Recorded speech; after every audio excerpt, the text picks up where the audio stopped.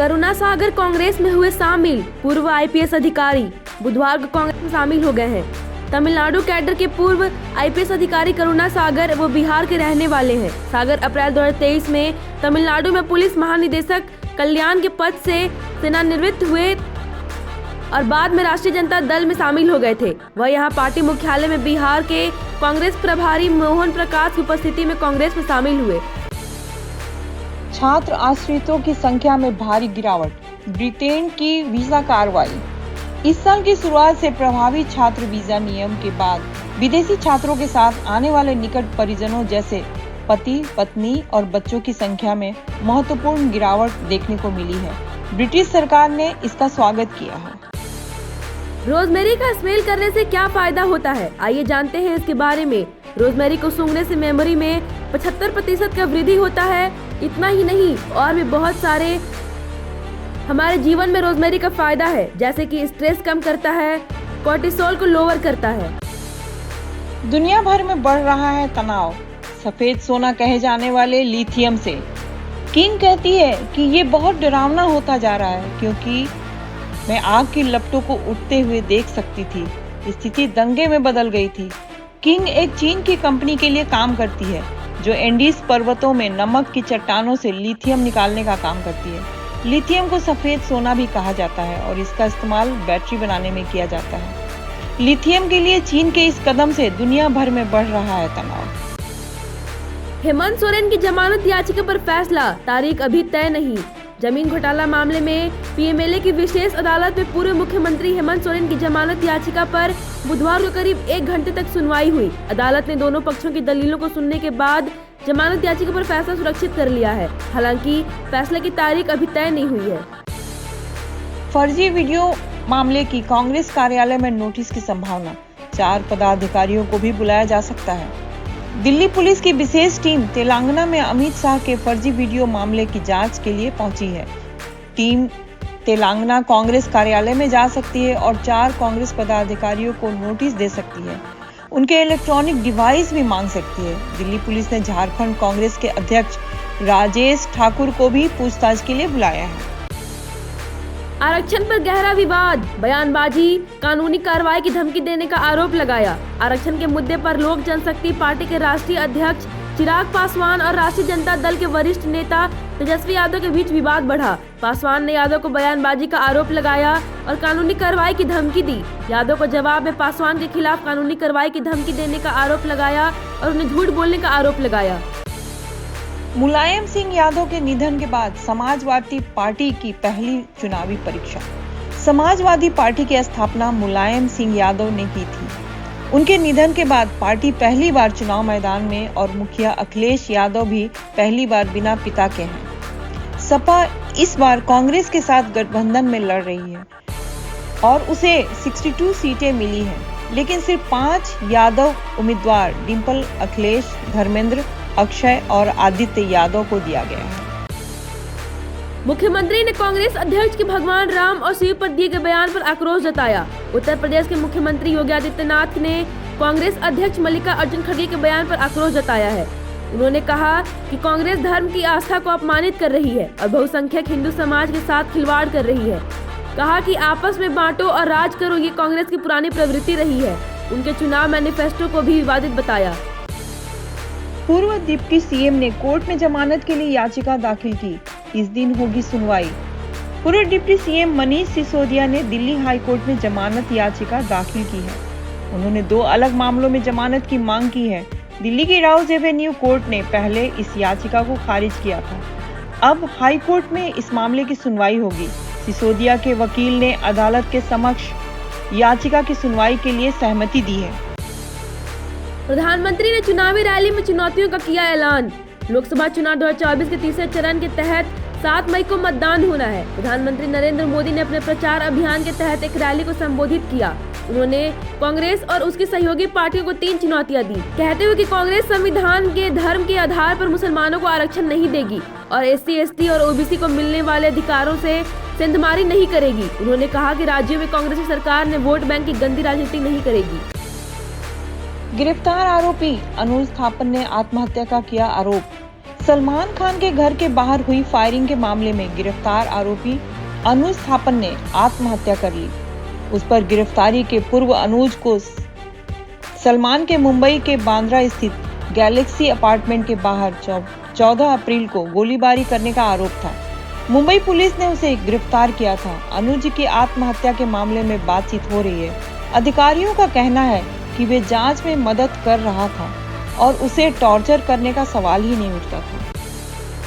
Kaiserganj Lok Sabha seat पर अभी तक बीजेपी ने उम्मीदवार का ऐलान नहीं किया। गोंडा जिले की कैसरगंज लोकसभा सीट पर बीजेपी ने अभी तक उम्मीदवार का ऐलान नहीं किया है। सांसद बृजभूषण शरण सिंह के खिलाफ उठे यौन उत्पीड़न के आरोपों ने मामले को गंभीरता प्रदान की है। बीजेपी के नेतृत्व इस मुद्दे पर चर्चा जारी है, जबकि समाजवादी पार्टी भी उम्मीदवार का चयन बीजेपी के चयन के बाद ही करेगी। दिग्विजय सिंह राजगढ़ से लड़ेंगे चुनाव, कांग्रेस से उम्मीदवार बनाया है। मध्य प्रदेश की राजगढ़ सीट से कांग्रेस ने दिग्विजय सिंह को अपना उम्मीदवार बनाया है। दिग्विजय सिंह 33 साल बाद राजगढ़ से चुनाव लड़ने जा रहे हैं। प्रचार में लगे हुए हैं और दावा कर रहे हैं कि जनता उन पर भरोसा जताएगी। उन्होंने चुनाव को ईवीएम और बीजेपी के खिलाफ घोषित किया है। वह चुनाव को बड़े अंतर से जीतने का दावा कर रहे हैं। मध्य प्रदेश की पूर्व मुख्यमंत्री उमा भारती ने विपक्षी नेतृत्व पर उठाए हमले। मध्य प्रदेश की पूर्व मुख्यमंत्री और भाजपा की नेता उमा भारती ने कांग्रेस के नेता सोनिया और राहुल गांधी पर हमला बोलते हुए कहा कि उन्हें अभी भी अपने आप को रानियों से ज्यादा समझते हैं। उन्होंने केंद्रीय मंत्री ज्योतिरादित्य सिंधिया के समर्थन में जनसभा में भाग लिया। उन्होंने कांग्रेस के भ्रष्टाचार में जमानत पर होने का जिक्र किया और उनकी नीति की आलोचना की। ममता बनर्जी की चुनाव आयोग पर आलोचना, वोटों में विसंगति की चिंता, नोटिस पर बवाल। मुख्यमंत्री ममता बनर्जी ने चुनाव आयोग के जारी किए गए मतदान के आंकड़ों में विसंगति पर चिंता जताई। उन्होंने दावा किया कि कुछ क्षेत्रों में बीजेपी को तृणमूल कांग्रेस से कम वोट मिले होने के बावजूद अचानक वोटों में इफाजा हुआ है। चुनाव आयोग ने नोटिस जारी किया, जिस पर ममता बनर्जी ने आलोचना की। उन्होंने चुनाव आयोग से संबंधित शंकाओं का समाधान करने की मांग की है। अमेठी और रायबरेली के उम्मीदवारों की घोषणा की तैयारी, राहुल और प्रियंका गांधी को मिल सकता है महत्वपूर्ण भूमिका। उत्तर प्रदेश की अमेठी और रायबरेली लोकसभा सीटों के लिए कांग्रेस के उम्मीदवारों की घोषणा हो सकती है। पार्टी नेताओं का कहना है कि यहां राहुल और प्रियंका गांधी को पुनः उम्मीदवार बनाया जा सकता है। कांग्रेस ने सीधे फैसले की स्थिति को उजागर किया है, जबकि नामांकन की आखिरी तारीख शुक्रवार को है। दिल्ली लोकसभा चुनाव में पर्यवेक्षकों ने कांग्रेस को झटका, इस्तीफा देकर उठाए सवाल, गठबंधन में काम करने में बताया कठिनाई। दिल्ली में लोकसभा चुनाव के पर्यवेक्षकों ने कांग्रेस को बड़ा झटका दिया। उन्होंने पद से इस्तीफा दे दिया। उन्होंने पार्टी के साथ गठबंधन पर सवाल उठाते हुए कहा कि उनके साथ काम करने में कार्यकर्ताओं को बड़ी कठिनाई हो रही है। इसके अलावा उन्होंने दिल्ली में शीला दीक्षित और यूपीए सरकार के खिलाफ गलत प्रचार का आरोप भी लगाया। मंडी लोकसभा सीट पर बहस का मैदान, कांग्रेस उम्मीदवार ने भाजपा की कंगना रनौत को दिया चुनौती, बताया अपने कार्यों का महत्व। मंडी लोकसभा सीट के कांग्रेस उम्मीदवार विक्रमादित्य सिंह ने भाजपा उम्मीदवार कंगना रनौत को चुनावी मुकाबले के लिए खुली बहस की चुनौती दी। उन्होंने कहा, हमारा लोकतंत्र एक स्वस्थ लोकतंत्र है, उन्हें बहस में भाग लेना चाहिए और लोगों को अपने दृष्टिकोण के बारे में बताना चाहिए। उन्होंने कंगना के भाषणों को लेकर भी आलोचना की, कहा कि उनका एक ही एजेंडा है, प्रधानमंत्री नरेंद्र मोदी का नाम दोहराना। बिहार महागठबंधन में आंतरिक दिक्कत, कांग्रेस प्रत्याशियों के नाम जारी कर दी, नेताओं में नाराजगी बढ़ी। बिहार महागठबंधन ने लोकसभा चुनाव में बढ़त बनाने के लिए पूरी ताकत लगाई है, लेकिन कांग्रेस के प्रत्याशियों को लेकर आंतरिक विरोध बढ़ रहा है। 9 सीटों पर प्रत्याशियों की सूची जारी की गई, जिसमें महाराजगंज से अखिलेश प्रसाद सिंह के पुत्र आकाश सिंह और समस्तीपुर से नीतीश सरकार के मंत्री के बेटे सन्नी हजारी शामिल है। यह निर्णय कांग्रेस के भीतर नाराजगी का कारण बन रहा है। कांग्रेस ने किया दावा, पप्पू यादव का उनकी पार्टी से कोई संबंध नहीं है। कांग्रेस ने बुधवार को दावा किया कि पूर्णिया से निर्दलीय उम्मीदवार के रूप में चुनाव लड़ रहे पूर्व सांसद राजेश रंजन उर्फ पप्पू यादव का उनके पार्टी से कोई संबंध नहीं है। कांग्रेस प्रवक्ता आलोक शर्मा ने उनके बारे में पूछे गए सवालों का जवाब देते हुए यह दावा किया। शर्मा ने उनके पार्टी में विलय की बात को खारिज किया और कहा कि प्रक्रिया पूरी नहीं हो पाई। संजय निरुपम शिवसेना के साथ राजनीतिक करियर की शुरुआत की थी, 19 साल बाद पार्टी में फिर से वापसी कर रहे हैं। संजय निरुपम, जिन्होंने शिवसेना के साथ राजनीतिक करियर की शुरुआत की थी, 19 साल के बाद पार्टी में फिर से वापसी कर रहे हैं। कांग्रेस से निकाले जाने के बाद वह महाराष्ट्र के एकनाथ शिंदे के शिवसेना में शामिल होंगे। निरुपम एक पूर्व कांग्रेस सांसद पार्टी के भिन्न भिन्न पदों पर काम कर चुके हैं, जिन्हें मुंबई इकाई के प्रमुख भी शामिल हैं। मुंबई की 6 लोकसभा सीटों पर 3 में होगी शिवसेना के बीच टक्कर। मुंबई की 6 लोकसभा सीट पर तीनों में शिवसेना के बीच टक्कर होगी। एकनाथ शिंदे की शिवसेना और उद्धव ठाकरे की शिवसेना आमने सामने होंगी। 2 सीटों पर भाजपा और कांग्रेस और 1 सीट पर शिवसेना और भाजपा आमने सामने होंगे। मुंबई के निर्वाचन क्षेत्रों में मुंबई दक्षिण, मुंबई उत्तर और मुंबई पश्चिम शामिल है। द्रौपदी मुर्मू ने अयोध्या में राम मंदिर और हनुमानगढ़ी मंदिर में दर्शन किए, पूजा अर्चना की। राष्ट्रपति द्रौपदी मुर्मू ने अयोध्या में राम मंदिर में पूजा अर्चना और सरयू माता की आरती की। उन्होंने रामलला के दर्शन किए, सरयू मैया को दूध का अभिषेक किया। राष्ट्रपति का उत्तर प्रदेश की राज्यपाल आनंदीबेन पटेल और योगी सरकार के कैबिनेट मंत्रियों द्वारा स्वागत किया गया। उन्होंने नवनिर्मित राम मंदिर में पूजा की और हनुमानगढ़ी मंदिर में भी दर्शन किए। पीएम मोदी की तस्वीर को कोविड वैक्सीनेशन प्रमाण पत्रों से हटाया गया। कोविड टीकाकरण प्रमाण पत्रों से पीएम मोदी की तस्वीर गायब। केंद्रीय स्वास्थ्य मंत्रालय ने टीकाकरण के बाद प्रमाण पत्र जारी किए, जिनमें पहले मोदी की छवि, साथ मिलकर भारत को कोविड-19 पर विजय मिलेगी कैप्शन के साथ थी। अब मोदी की छवि अनुपस्थित है, हालांकि कैप्शन बरकरार है। कुछ लोग तकनीकी खराबी का दावा करते हैं, जबकि कुछ अन्य इसे एस्ट्राजेनेका के साइड इफेक्ट्स के साथ जोड़ते हैं। शरद पवार ने प्रधानमंत्री नरेंद्र मोदी पर कड़ा हमला बोला, कहा उनके भाषणों में तथ्यों और हकीकत का अभाव। महाराष्ट्र के वरिष्ठ नेता शरद पवार ने प्रधानमंत्री नरेंद्र मोदी पर कड़ा हमला बोला है। उन्होंने कहा कि मोदी के भाषणों में तथ्यों और हकीकत का अभाव है। उन्होंने कहा कि आज तक ऐसा प्रधानमंत्री नहीं देखा जिसके भाषण तथ्य और वास्तविकता से परे हैं।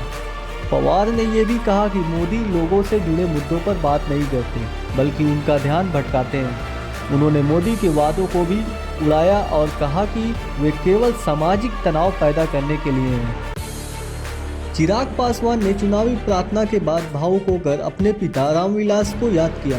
चिराग पासवान जो बिहार की हाजीपुर लोकसभा सीट से पहली बार नामांकन कर रहे हैं, अपने पिता रामविलास को याद कर भावुक हो गए।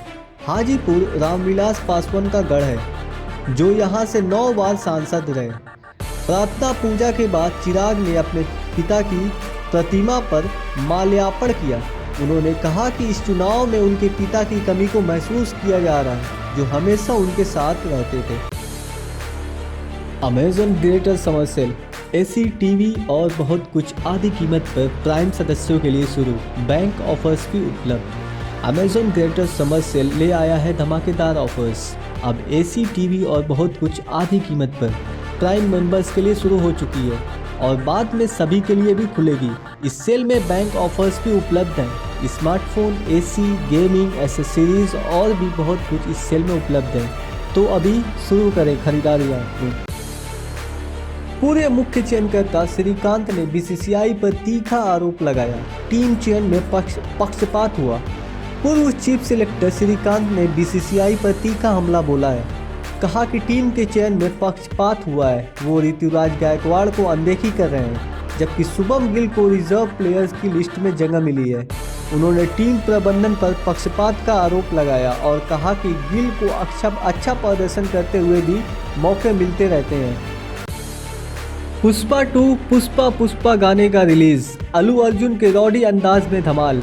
पुष्पा 2 के पहले गाना पुष्पा को रिलीज कर दिया गया है, जो 6 भाषाओं में उपलब्ध है। अल्लू अर्जुन की धमाकेदार अंदाज में यह गाना वायरल हो रहा है। गाने ने इंटरनेट पर धमाल मचा दिया है।